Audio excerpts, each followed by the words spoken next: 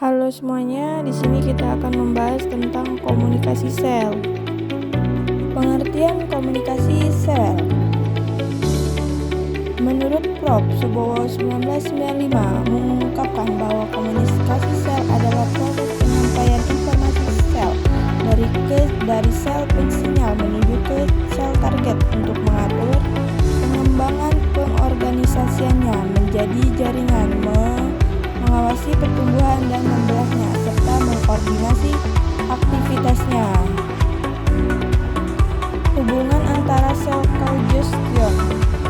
Cauge-Stion merupakan situs hubungan dengan menghubungkan banyak sel dalam jaringan dengan sel lainnya dan dengan matriks ekstraseluler. Cauge-Stion merupakan suatu struktur dalam jaringan organisme multiseluler.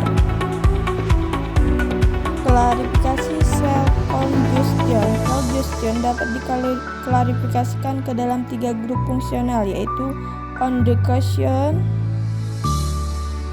underscoring juscation, communicating juscation. Condensating juscation menempelkan sel bersama-sama dalam antifel dengan cara mencegah molekul-molekul kecil dari kebocoran suatu sisi ke sel lainnya. Underforcing juscation melekatkan sel-sel sitokleron ke sel tetangga atau matriks ekstraseluler. Communicating juscation memerantai jalanan lintas sinyal-sinyal kimiawi atau elektrik dari satu sel dengan berinteraksi. Jenis-jenis komunikasi sel. Komunikasi antar sel intraseluler signaling. Komunikasi dalam sel intraseluler signaling. Komunikasi antara sel intraseluler signaling, sistem penghantar informasi atau signal dari sel yang satu ke sel yang lain atau di dalam sel itu sendiri untuk melakukan aktivitas dan fungsi koordinasinya. Komunikasi dalam sel intraseluler signaling, kelangsungan hidup sel atau organisme, homeostasis sel normal, perkembangan dan pembelahan sel, perbaikan jaringan, sistem imunitas. Jenis komunikasi sel ke sel. Interaction dan Ferenczi, komunikasi jarak dekat lokal. Gap justion dan konteks antara membran, komunikasi jarak dekat atau lokal. 3. Sistem endokrin, komunikasi jarak jauh lambat spesifik. 4. Sistem neuron, komunikasi jarak jauh dan jarak dekat, lokal, cepat, dan spesifik.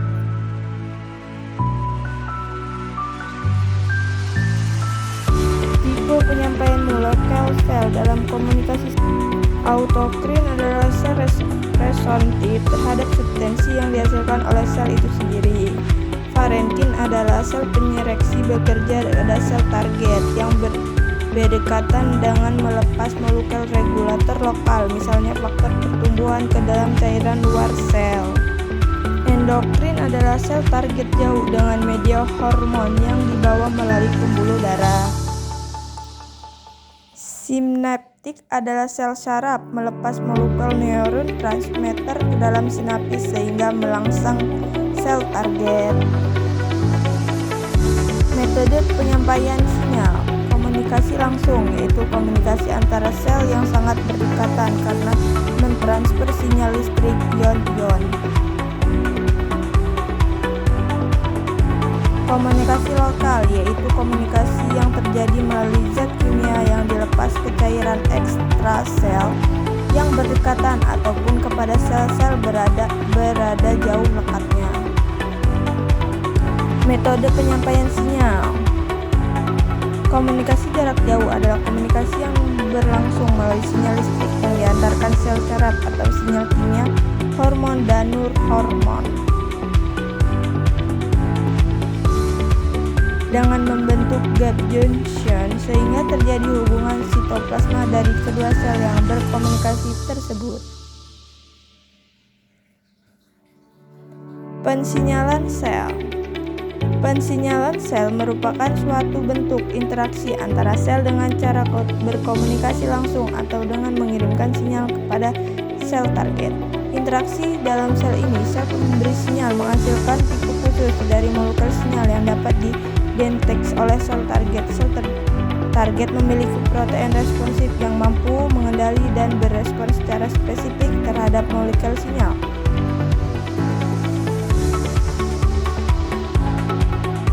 Tahap pensinyalan sel bisa dilihat dari pensinyalan sel, contohnya adalah plasma membran dan sitoplasma dan reseptor dan detection dan resepsionis. Tahap pensinyalan sel. 1. Penerimaan reseptor. Ketika sel target mendeteksi molekul sinyal yang berasal dari luar sel. 2.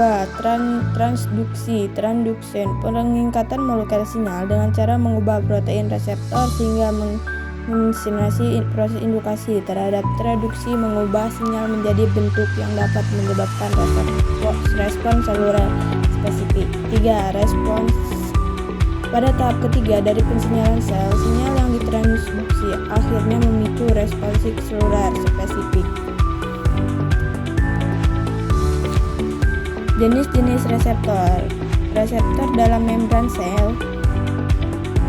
Sebagian besar molekul sinyal larut air berkaitan pada protein reseptor dalam membran sel.